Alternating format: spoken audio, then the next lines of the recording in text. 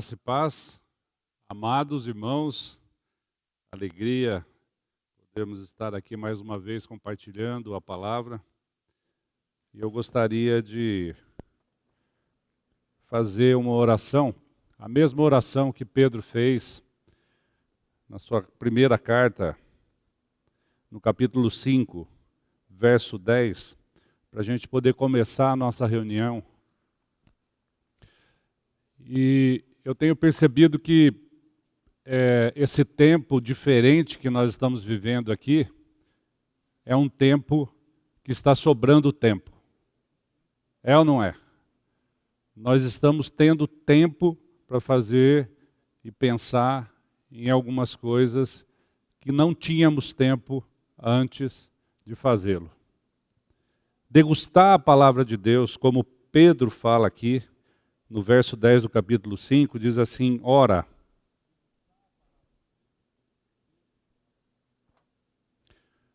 Deixa eu desligar minha transmissão aqui. Ora, o Deus de toda graça, que em Cristo vos chamou à sua eterna glória, depois de terdes sofrido por um pouco, Ele mesmo vos há de aperfeiçoar, firmar, fortificar e fundamentar. Chamo atenção para o Deus de toda graça. O Deus de toda graça. Ele é fiel para nos sustentar, para nos firmar, para encher os nossos corações de alegria e contentamento, apesar das circunstâncias. Ele é o Deus, como aqui o pastor Maurício disse, é o Deus, o único Deus, é o único socorro, é o único que tem toda a solução para todos os nossos problemas. Então a Ele, nesta manhã de hoje, chuvosa, gostosa, toda a honra e toda a glória. Que a palavra seja degustada por cada um de nós. Amém? Nós vamos começar o nosso estudo do boletim de hoje com um texto que está em Gálatas 2:20, na primeira parte. Paulo diz assim: logo, já não sou eu quem vive. A vida do cristão é um enigma incomparável. Nenhum mundano pode compreendê-lo. Nem mesmo o próprio cristão o compreende. Morto, entretanto vivo. Crucificado com Cristo e ao mesmo tempo ressuscitado com Ele para a novidade de vida. União com o Salvador, sofredor e ensanguentado, e morte para o mundo e para o pecado são coisas que alegram a alma. Esse texto foi escrito por nosso irmão Spurgeon e foi extraído do devocional Dia a Dia com Spurgeon. Pai querido, vem revelar a Tua vontade, a Tua palavra e nos edificar, Pai, com a bendita pessoa, a bendita presença de Cristo Jesus em cada um de nós. Em nome dele que nós oramos. Amém. É justamente sobre esse paradoxo da vida cristã que queremos tratar. Mortos, mas vivos. Vivos, mas mortos. Paulo, o apóstolo dos gentios, escreve em Gálatas 2:20, logo, já não sou eu quem vive, mas Cristo vive em mim.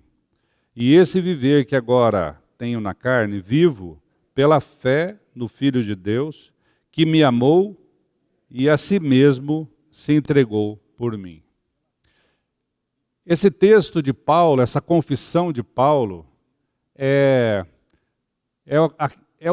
deve ser o desejo do nosso coração para o final da experiência do novo nascido, do regenerado. É o final, é a confissão que fazemos a partir do momento que nós temos a certeza absoluta pela fé que Cristo é a nossa vida. Quando nós falamos, como Paulo falou, logo já não sou eu quem vive, nós estamos com isso confessando que a nossa carne está sendo mortificada, ela não vive mais. mas Cristo vive em mim, então agora meu espírito, a minha vida espiritual é que determina, é que governa e que Cristo é o Senhor da minha vida. Eu quero pedir licença para vocês, para falar aqui um pouquinho, chamei de paradoxo, porque o paradoxo é uma espécie de controvérsia, contradição que existe na linguagem. Então, o conceito de paradoxo é o pensamento, a proposição, o argumento que contraria os princípios básicos e gerais que costumam orientar o pensamento humano. Ou desafia a opinião, a crença ordinária e compartilhada pela maioria, aparente falta de nexo ou de lógica, isso é contradição. O que nós vemos é que a palavra de Deus, toda ela é uma contradição aos nossos pensamentos, às nossas convicções, às nossas verdades. Tudo aquilo que para nós é verdade a partir dos nossos pensamentos, para Deus é loucura.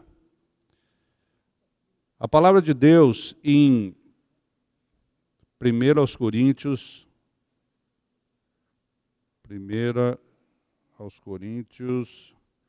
2, 14, eu quero compartilhar essa leitura com vocês. Diz assim: ora, o homem natural não aceita as coisas do Espírito de Deus, porque eles são loucura, e não pode entendê-las, porque elas se discernem espiritualmente. Ou seja, onde nós vamos buscar o discernimento para as coisas espirituais, se não nas coisas de Deus? Como é que nós vamos buscar entendimento do Espírito nas nossas próprias coisas, nas coisas humanas? Nas minhas convicções, nos meus pensamentos, nas minhas verdades? Eu não vou conseguir jamais, porque somente com o meu espírito vivo é que eu vou discernir as coisas do Espírito de Deus. Não é através do meu pensamento, através da minha inteligência, através da minha intelectualidade. Por isso, meus amados, nós precisamos entender que nós estamos aqui vivendo neste mundo totalmente submissos às verdades de Deus, ou melhor, à verdade de Deus, que é o seu Filho Jesus Cristo, que é uma pessoa. Precisamos entender que nós vivemos neste mundo aqui de passagem, apenas por um tempo. Na vida cristã do regenerado, vida e morte caminham paralelamente, ou seja, mortos para o pecado, mas vivos para Deus. Está em Romanos 6:11. Estamos falando de vida no Espírito e morte para os desejos da carne, também chamados de concupiscências da carne. Então, vejam que essa confissão de Paulo, logo já não sou eu quem vive, mas Cristo vive em mim, que é aquilo que é o divisor de águas entre o nosso entendimento com as nossas próprias convicções e o entendimento a partir daquilo que nós aprendemos de Deus, e pela fé nós temos a convicção de que Deus é a solução para tudo, começa lá na fala de Jesus. Quando Nicodemos, um dos principais dos judeus, um homem super inteligente, um homem super bem posicionado, uma autoridade, fariseu, conhecedor da lei, ele chega para Jesus, então e questiona Jesus com relação àquilo que ele está pregando, ao evangelho que ele está pregando. Coisa que Nicodemos jamais tinha ouvido, ele não conhecia. Apesar de conhecer toda a lei, ele não conhecia o evangelho. E Jesus responde então para Nicodemos assim: em verdade vos digo, que se alguém não nascer de novo, não pode ver o reino de Deus. João 3:3. A vida cristã, o paradoxo da vida cristã, começa exatamente que aquele que não nascer de novo não pode ver o reino de Deus. E eu vou um pouquinho mais adiante. Eu digo que aquele que não nascer de novo, ele não pode discernir as coisas de Deus. Ele não pode ter vida de Cristo. Ele não pode andar neste mundo aqui na dependência do Senhor. Ele não pode fazer de conta que é espiritual. Eu posso até mostrar para vocês que eu sou espiritual através do meu comportamento, mas somente Deus conhece o meu coração e sabe se realmente eu tenho Cristo como Senhor e Salvador da minha vida. Isso é uma experiência individual para cada um de nós. Isso é uma experiência que o Senhor vem tratar com cada um de nós. Deus fez o homem para viver junto de si. Contudo, a morte entrou no mundo por meio do pecado. Lá no livro de Isaías, capítulo 59, dos versos 1 e 2, Isaías diz assim, olha, eis que a mão do Senhor não está encolhida para que não possa salvar. A mão do Senhor não está encolhida que não possa salvar, nem surdo o seu ouvido para não poder ouvir, mas as vossas iniquidades, os vossos pecados fazem separação entre vós e o vosso Deus. E os vossos pecados encobrem o seu rosto de vós para que vos não ouça. O que nós fazemos com esse pecado, com essa iniquidade que permeia o mundo, que anda pelo mundo livremente, através de nós, das nossas vidas, dos nossos comportamentos, das nossas escolhas, das nossas atitudes, das nossas convicções mundanas que muitas vezes nós temos, dos nossos maus testemunhos? Como é que nós lidamos com isso no dia a dia da nossa vida? Não foi Deus que institucionalizou a morte. Deus instituiu a morte. Porque Ele disse lá no Jardim do Éden, de todas as árvores podereis comer livremente, mas da árvore do conhecimento do bem e do mal, se dela comerdes, certamente morrereis. Então Deus instituiu a morte, mas Ele não institucionalizou. Ou seja, nós podemos chegar para uma criança e dizer, olha, esse forno está quente, ele queima. Nós colocamos o forno ali na cozinha da nossa casa. Mas se a criança queimar a mão e for lá e colocar a mão sabendo que o forno está quente, quem fez a escolha foi a criança. Deus disse, certamente morrereis. Olha, está aqui a consequência da desobediência. Quem escolheu desobedecer? O homem. Quem escolhe pecar? Eu. Vida no Espírito, meus amados, é uma vida de santificação, dia a dia. Andar em santidade, Cristo crescendo em cada um de nós. Cristo fazendo com que nós tenhamos mudança de comportamento através da mudança de coração. De dentro para fora. Não foi Deus que institucionalizou a morte, mas foi consequência da própria desobediência de Adão.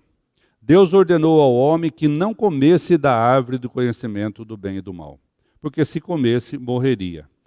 Eva não levou em conta a palavra de Deus dada a Adão e escolheu acreditar na serpente que lhe afirmou que certamente não morreria. Deus disse, certamente morrerás. A serpente diz, olha, talvez. O que é a dúvida, senão a palavra de Satanás? A dúvida não é coisa de Deus. E com essa desobediência indireta, ela levou Adão a uma desobediência direta. E assim, obviamente, cumpriu-se a palavra de Deus e o homem morreu espiritualmente. O homem foi colocado para fora do jardim, para longe da presença de Deus.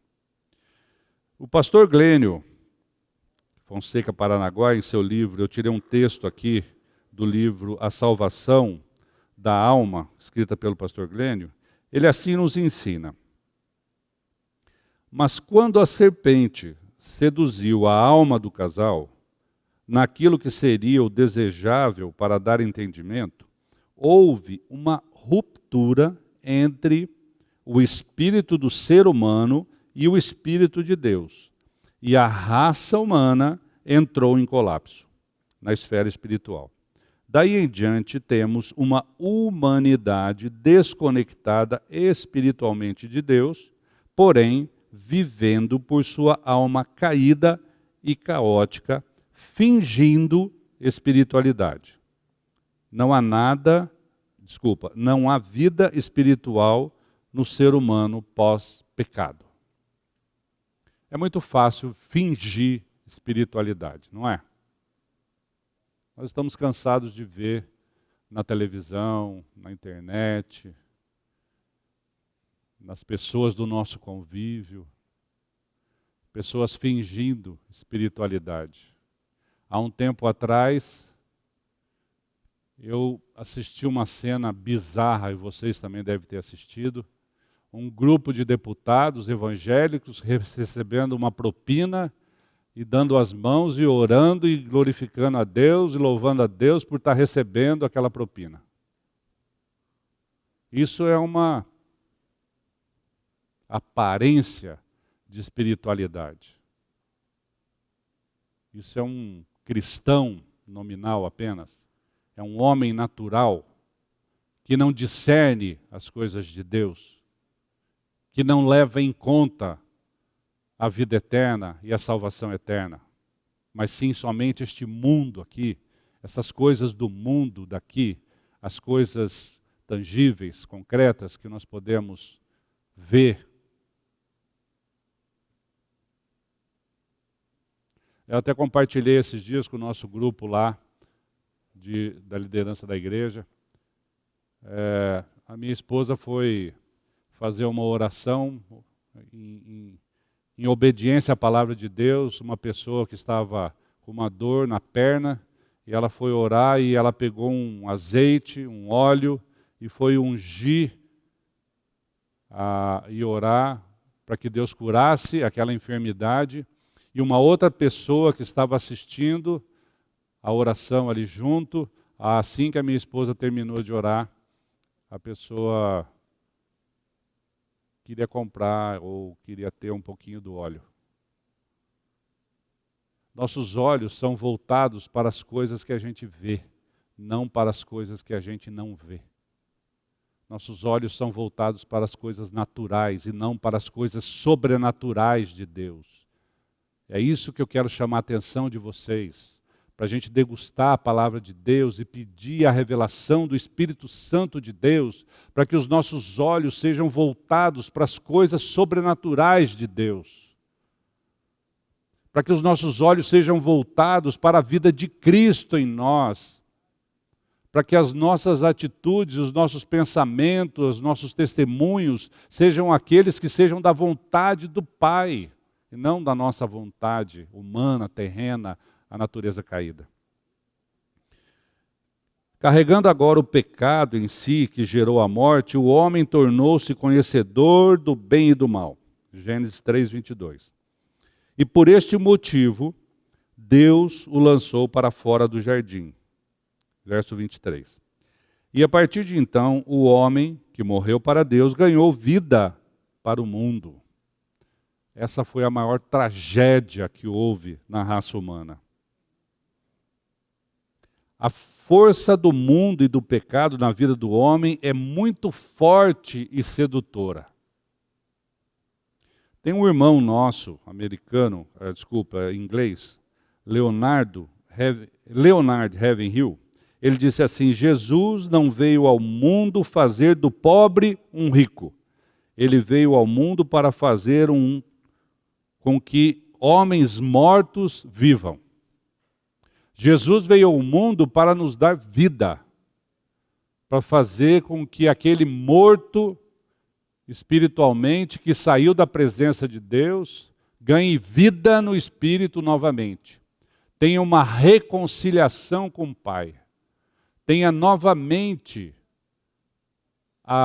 o privilégio de andar na presença do Pai, de andar na intimidade do Pai. Todavia, o contrário sempre foi verdadeiro.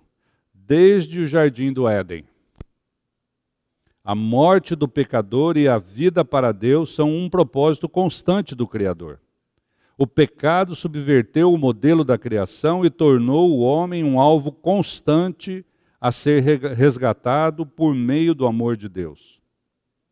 E pode ter certeza, meus amados, Deus está fazendo hora extra para livrá-lo ou livrá-la de você mesmo ou de você mesma.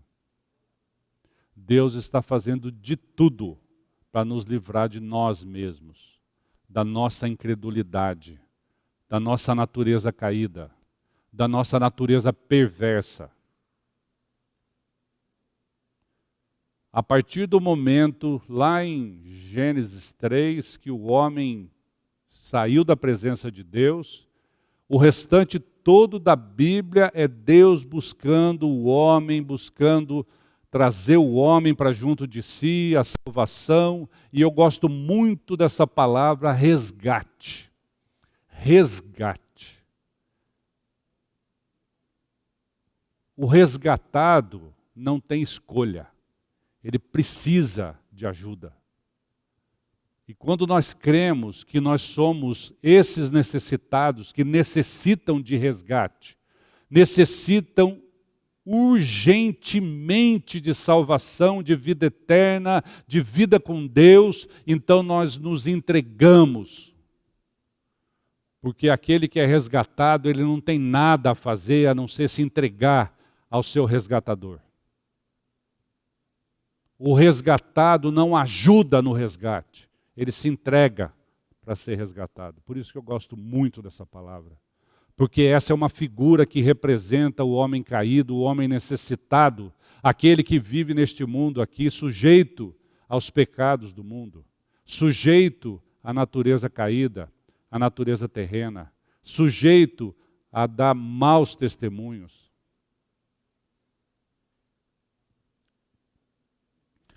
Nada do que o homem pensa ou faz vai surtir efeito para a salvação eterna e a reconexão com Deus. Pelo contrário, após o pecado, tudo que o homem faz é afastar-se de Deus, por meio da religião, buscando em fontes falsas o suprimento da sua sede. Em Jeremias 2,13, assim está escrito: porque, vamos ler junto, meus amados? Porque 2 males cometeu o meu povo. A mim me deixaram um manancial de águas vivas e cavaram cisternas rotas que não retêm as águas. Então o homem cometeu 2 faltas diante de Deus. Deixou a água pura e buscou o esgoto. Vocês acham que isso é uma boa escolha?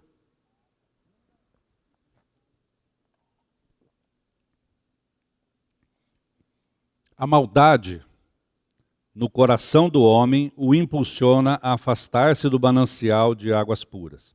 E, ao mesmo tempo, é duplicada na medida em que, além disso, o homem busca uma aparente espiritualidade. A criatura tem saudade do Criador e finge ser o que realmente não é. O que o homem não é. Espiritual, a fim de parecer o que não é. E não parecer o que realmente é. Pecador. Às vezes buscamos um comportamento espiritual para mostrar para os nossos irmãos, para os nossos amigos, aquilo que não somos, para encobrir deles o que realmente nós somos, pecadores. Uma aparente uma aparência falsa para encobrir uma natureza verdadeira. Mas a boa notícia é que Cristo veio. A boa notícia é que Cristo tirou o pecado do mundo. E a boa notícia é que aquele que crê será salvo. Você já parou para perguntar, meu irmão, por que você está aqui hoje? Por que você veio aqui nessa reunião? Por que você lê a Bíblia? O que você busca? O que eu busco? Por que eu oro? Por que nós oramos? Vejam como Deus é fiel. Nós oramos aqui hoje porque nós tínhamos um problema aqui técnico. E Deus foi fiel. E Deus atendeu a nossa oração. Foi Deus que consertou o que tinha que ser consertado. Amém? Glória a Deus por isso. E Ele faz isso todos os dias, todos os momentos na nossa vida. E Deus é fiel, apesar de nós não sermos fiéis. Mas Ele traz a chuva, Ele traz o sol todas as manhãs, sobre bons e maus, a palavra diz. Errado seria estarmos aqui apenas para parecermos espirituais. Eu vou na igreja domingo, eu vou ao culto, porque eu preciso mostrar para os meus irmãos lá que eu não falto ao culto, eu preciso ir. Ou eu preciso ter uma fala de crente, uma fala cristã, uma fala espiritual.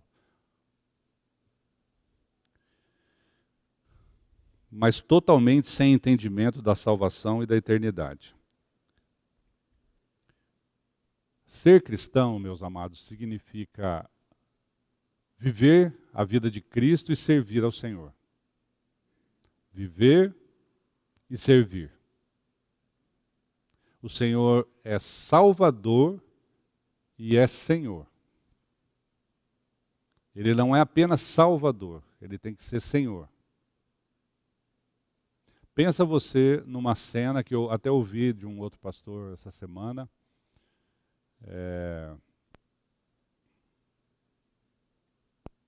Madureira, Jonas Madureira. Ele disse assim, pensa assim numa cena.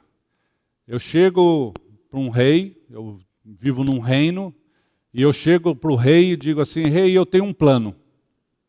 Eu tenho um plano. O meu plano é ser feliz. Só que para isso eu preciso que você faça algumas coisas para mim. Seria o mesmo que nós chegarmos para Deus e falar, Senhor, eu preciso que você faça algumas coisas para mim.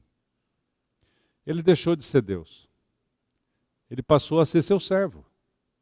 Ele está fazendo aquilo que você quer. Ele está atendendo a sua vontade. E a nossa vontade é contaminada pelo pecado. A nossa vontade é egoísta, ela só tende a querer coisas para nós mesmos. Então nós não podemos fazer a nossa relação com Deus ser uma relação onde Deus é o nosso servo e nós somos os senhores. Pelo contrário, Ele é o Senhor. E a vontade dEle, que é boa, agradável e perfeita, ela tem que se concretizar nas nossas vidas. De maneira que nós possamos a cada dia ver o agir de Deus nas nossas vidas. Não é ter uma vida espiritual para dizer que nós somos cristãos, mas viver com a cabeça nas nuvens, mas sem nenhuma convicção e nenhuma verdade aqui na terra, aqui nas nossas atitudes. Ser cristão não é imitar Cristo, não é copiar Cristo, mas é exalar o seu perfume, é resplandecer a sua luz. Por isso Paulo disse, porque assim, já não sou eu quem vive, mas Cristo. Nenhum ser humano, voltando agora para o boletim, nenhum ser humano pode conhecer e principalmente julgar o coração do outro. Às vezes até vemos alguns que nos enganam bem.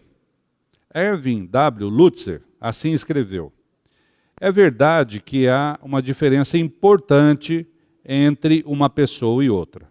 Umas, por exemplo, são bondosas e amáveis, ao passo que as outras são insensíveis e egoístas.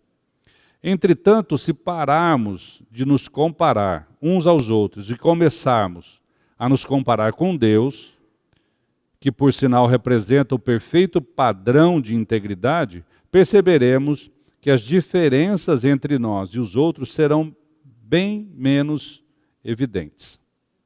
Ninguém é bom senão um, que é Deus. Por quê? Pois todos pecaram e carecem da glória de Deus. É muito simples. Se eu me comparar com qualquer ser humano que é tão pecador quanto eu, o meu padrão vai estar na média. Um pouco mais, um pouco menos, né?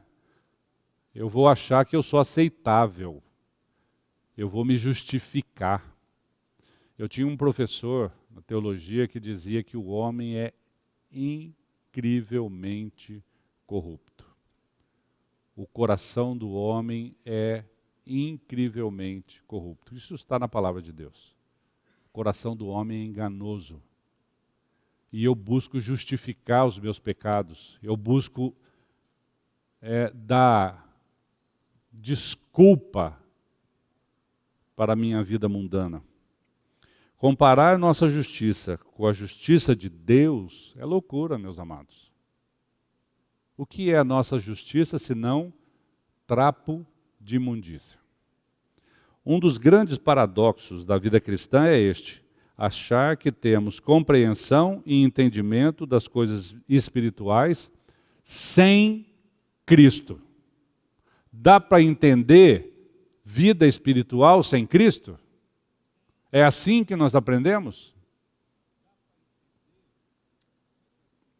Quando Paulo escreve aos Romanos, ele chama a atenção dos judeus que se apegavam em seus comportamentos e conhecimentos sem terem entendimento. Lembram lá de Nicodemos? Nicodemos tinha perfeito conhecimento da lei, mas não tinha a vida de Cristo.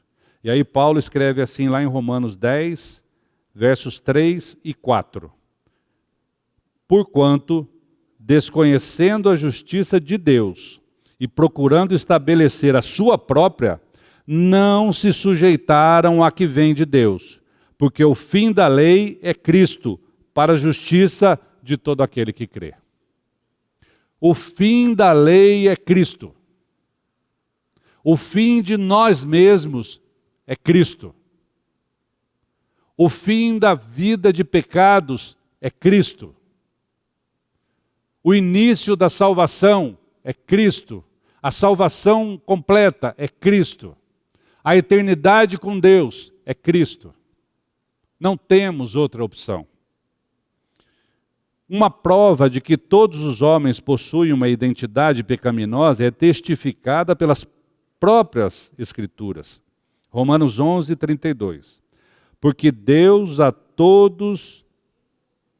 Vamos lá? Porque Deus a todos encerrou na desobediência, a fim de usar de misericórdia para com todos. Porque Deus passou a régua. Aqui não tem bom. Aqui não tem bom. Aliás, quando o jovem rico chegou para Jesus e disse, bom mestre, o que Jesus respondeu?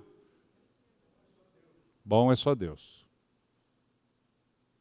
Se você acha que você é bom, você está enganado. Você está enganado. Não tem bom.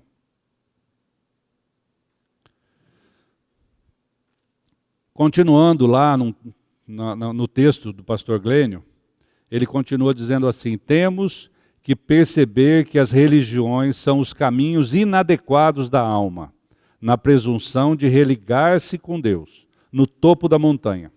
Todos, porém, eu gostei desse texto, que ele fala assim, no topo da montanha, que dá a impressão que nós temos que subir com o nosso esforço uma montanha, morrer de cansaço, morrer de fadiga para chegar no topo da montanha para encontrar com Deus.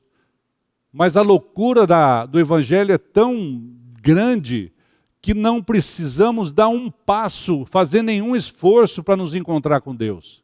Porque a obra toda foi feita já na cruz, em Cristo Jesus. Ele fez toda a obra e consumou a obra em nosso favor e nós não precisamos fazer nada. Então, quando o pastor Glenn escreve no topo da montanha, eu fiquei pensando, gente, você já imaginou você ter que subir uma montanha para ganhar a salvação eterna? Poucos poderiam chegar lá. Não tem esforço. O Evangelho não precisa de esforço. O Evangelho não pede nenhum esforço. Muitas vezes você vê pessoas dizendo assim, não, Deus me ajuda, mas eu que não faço a minha parte, não. Você não tem parte nenhuma para fazer, meu amado. Ninguém tem parte nenhuma. Cristo já fez tudo. Ele é o final da lei. Não tem mais condenação para os que estão em Cristo Jesus. Isso tem que ser degustado por nós. Isso tem que ser entendido, crido. Porque nós precisamos viver neste mundo aqui esse evangelho da santidade, o evangelho da alegria. O evangelho que nos dá certeza de que essa nossa vidinha aqui nesse mundo não vai acabar no dia que nós fecharmos nossos olhos e alguém nos levar para o cemitério. Porque nem isso nós não vamos conseguir fazer. Nem ir para o cemitério sozinho a gente não vai. Alguém precisa levar. Aquele corpo não tem mais valor, não tem mais vida.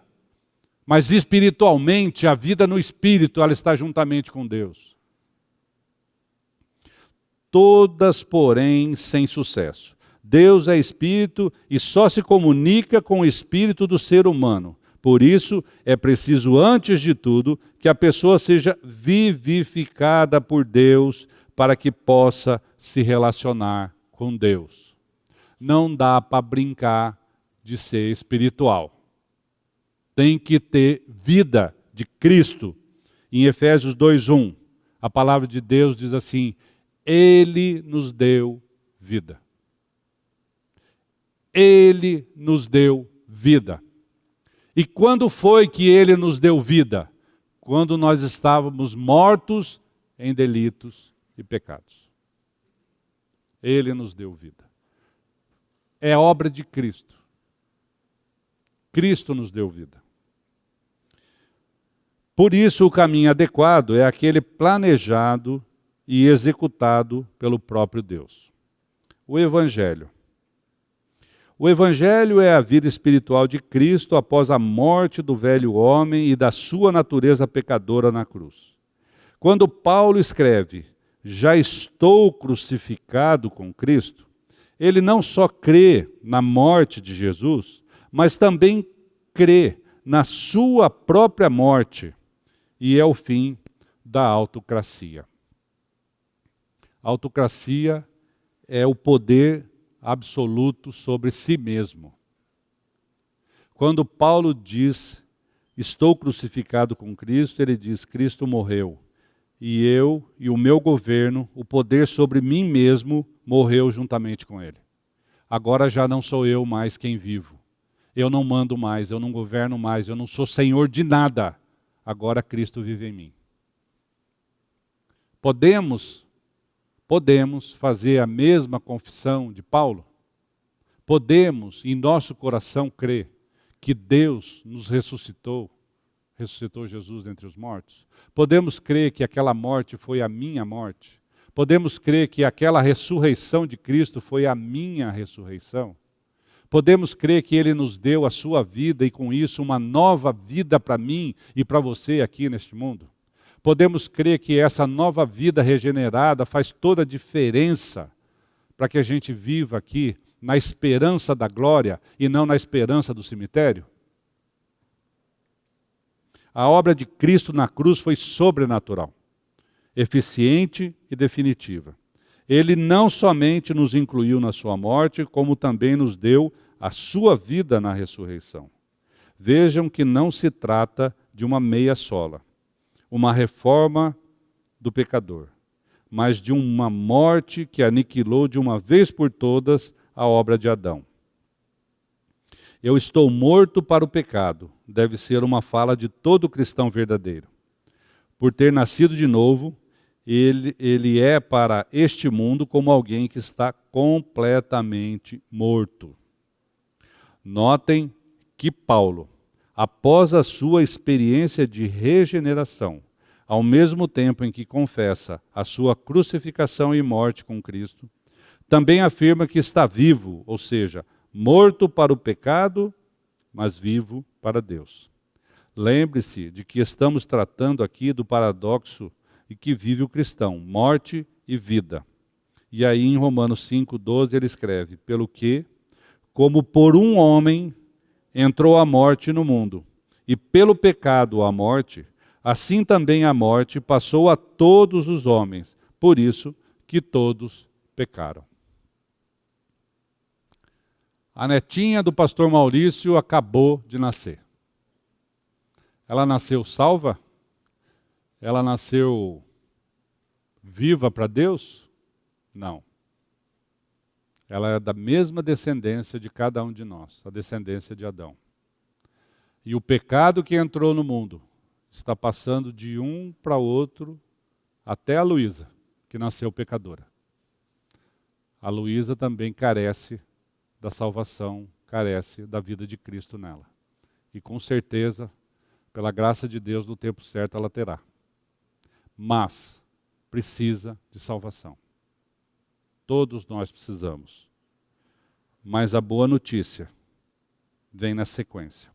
Viver a morte parece uma coisa absurda aos nossos ouvidos e compreensão. Dá a impressão que morto tem vida? Vivo pode morrer e ressuscitar? Não.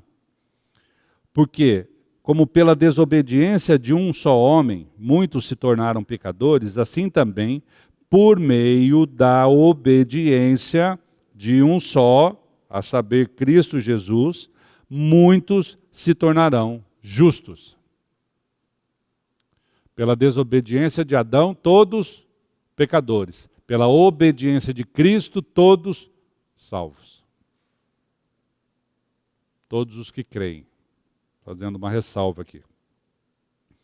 Porém, se pela fé crermos que não é por nada que fizermos, mas por tudo que Cristo Jesus fez, abandonaremos o pecado e viveremos para Deus. A graça não nos deixa permanecer no pecado, antes nos livra do poder do pecado. Romanos 6, de 6 a 8, lemos assim. Sabendo isto, que foi crucificado com ele o nosso velho homem, para que o corpo do pecado seja destruído e não sirvamos o pecado como escravos, porquanto quem morreu está justificado do pecado. Ora, se já morremos com Cristo, cremos que também com ele viveremos. Isso é verdade? Amém? Se já morremos com Cristo, cremos que também com ele viveremos. Se já morremos com Cristo, se você já morreu com Cristo, meu irmão, se você já morreu em Cristo, se você já crê que aquela obra foi para pagar o seu pecado, e que a conta está paga, e a obra foi consumada, e você não precisa mais de nada, a não ser da graça de Deus e da fé em Cristo Jesus, para entender e saber, e crer, e tomar posse de que aquela obra foi a sua salvação e foi a minha salvação. Vida e morte é o maior dos paradoxos revelados nas Escrituras. Porque quebra um paradigma que mostra a total impotência do homem.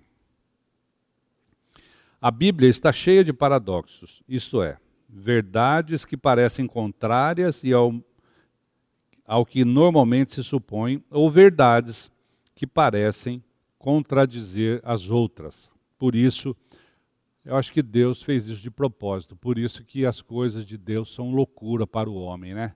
O homem vai numa certeza, num entendimento de que ele é que faz as suas próprias escolhas, ele que governa a sua vida, eu que cuido de tudo, eu que não levanto cedo não para ver, porque a minha vida precisa de trabalho, a minha vida precisa de honestidade, a minha vida precisa de... Eu conheço muita gente que tem um padrão de honestidade exterior, mas que por dentro é uma podridão de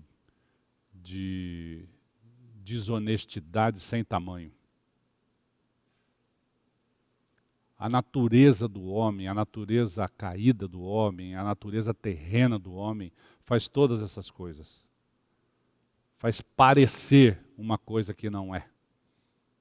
E aquilo que é, coloca debaixo do tapete.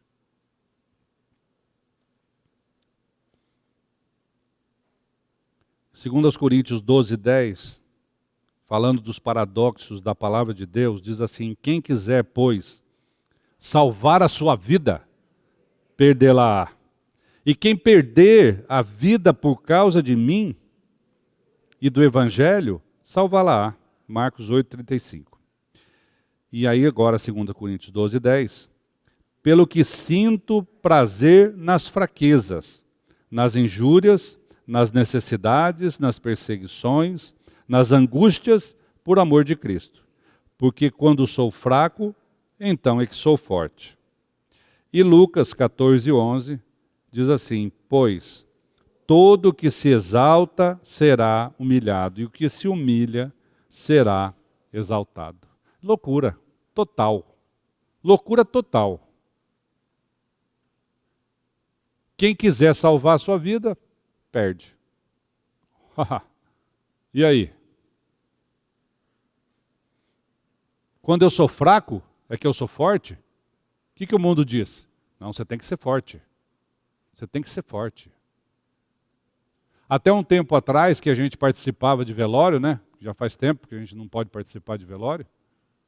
A gente ouvia muitas pessoas chegando e abraçando a família do falecido. Força, seja forte. A pessoa está chorando, está triste. Você tem que ser forte. Você não pode chorar. Você não pode chorar. E a palavra de Deus diz que o que Deus quer de nós é um coração quebrantado.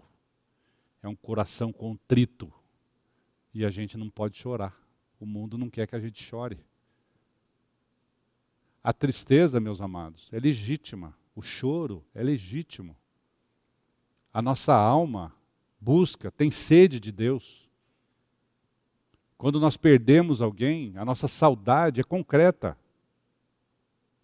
Nós podemos nos entristecer com o pecado, nós podemos nos entristecer com as injúrias, nós podemos nos entristecer com a maldade, nós podemos nos indignar com o abuso de criança, nós podemos nos indignar com o pecado do nosso irmão. E por que o mundo fala que não? Por que o mundo... Não, você não pode. Você tem que manter a aparência. Você tem que ser forte e as pessoas têm que olhar para você e achar que você não tem problema. Aliás, nós que trabalhamos com família, a gente vê muito isso nas famílias. Tem família que não tem problema. Vocês já viram isso? Família não, aqui na minha casa é tudo certo.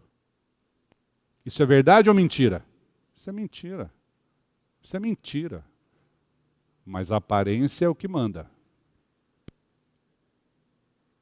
Falamos de vida espiritual no espírito e de vida espiritual da alma, que reflete no comportamento e nas nossas escolhas e decisões durante a nossa estada aqui neste mundo. O nosso coração é a fonte de onde brota todo o nosso comportamento e manifesta quem realmente nós somos. Não é o mundo que é perverso, mas é o coração do homem que é enganoso. A culpa não é do mundo. A culpa das coisas erradas que estão no mundo não é do mundo, é do coração do homem. o coração do homem que é enganoso. Agora vem uma dúvida, né? Porque a palavra de Deus diz assim, que a boca fala do que está cheio o coração. E como é que pode você conhecer pessoas que só falam palavras macias, pessoas que só falam coisas bondosas, pessoas que só elogiam, mas têm um coração enganoso? Nós temos uma capacidade, o pecado nos deu uma capacidade de enganar. Não só o nosso coração é enganoso, como nós temos a capacidade de enganar as outras pessoas. O pecado fez uma tragédia na nossa vida. O pecado perverteu completamente a natureza da criação. O pecado transformou o coração do homem que buscava Deus para buscar a si próprio, seus próprios interesses. O pecado fez isso e tornou o nosso coração enganoso. Buscar santidade é um desafio. Carecemos desesperadamente desse entendimento. Precisamos compreender e crer em tão grande salvação. A oração de Paulo, eu queria chamar esse texto aqui de Efésios 1, 17 a 19. Efésios 1, 17 a 19. A oração de Paulo em sua carta aos Efésios, na oração que ele fez, ele diz assim: para que o Deus do nosso Senhor Jesus Cristo, deixa eu ler aqui com vocês. Para que o Deus do nosso Senhor Jesus Cristo, o Pai da glória, vos conceda espírito de sabedoria e de revelação, no pleno conhecimento dele. Iluminados os olhos do vosso coração, para saberdes qual é a esperança do seu chamamento, qual a riqueza da glória da sua herança nos santos, e qual a suprema grandeza do seu poder para com os que cremos, segundo a eficácia da força do seu poder. Total dependência. Total dependência. Total. Quando nós pedimos para Deus nos conceder um espírito de sabedoria, de entendimento, de discernimento, significa que nós queremos olhar e discernir as coisas espirituais com o Espírito. Porque importa que os seus adoradores o adorem em espírito. Não dá para adorar Deus, não dá para fazer um louvor a Deus aqui, não dá para orar nas nossas casas se não for em espírito. Na carne, bate no teto e volta. Mas esse discernimento do Espírito vem de Deus, vem diretamente do trono da graça de Deus. Então a nossa oração é essa. A nossa oração é para que Deus nos conceda espírito de sabedoria e de revelação para o pleno conhecimento.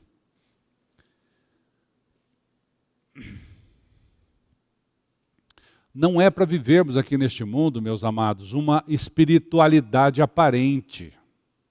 Não é para brincar de ser cristão. Não é para simplesmente parecer cristão. Sendo o mais profundo conhecedor do coração do homem e movido por seu amor incondicional, o Criador executou o seu plano de salvação pela justificação por meio do sacrifício de Cristo Jesus e pela graça e misericórdia que não imputa ao homem o que ele merece, a morte, mas o que não merece, a vida eterna. O que nós merecemos. Por favor, não faça essa oração. Senhor, me dá o que eu mereço, porque você e eu merecemos a morte. Mas, Senhor, por misericórdia, me dá o que eu não mereço. Eu não mereço a sua graça, mas eu quero. Essa deve ser a nossa oração. Gostaria de finalizar a nossa reflexão desta manhã com um texto que na prática traz um grande paradoxo que faz toda a diferença entre vida eterna e morte eterna. Esse texto está em Deuteronômio 30, de 15 a 19. E Deus então se apresenta e diz: vê que proponho hoje, gente, é hoje, viu?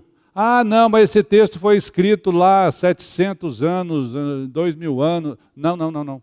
É hoje. Vê que proponho hoje a vida e o bem, a morte e o mal.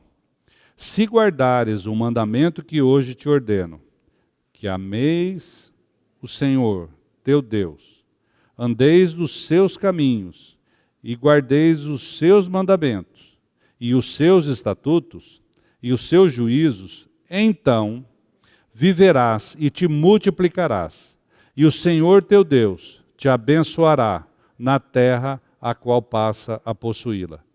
Porém, se o teu coração se desviar e não quiseres dar ouvidos e fores seduzido e te inclinares a outros deuses e os servires, então hoje te declaro, certamente perecerás, não permanecerás longo tempo na terra a qual vais, passando o Jordão para possuíres.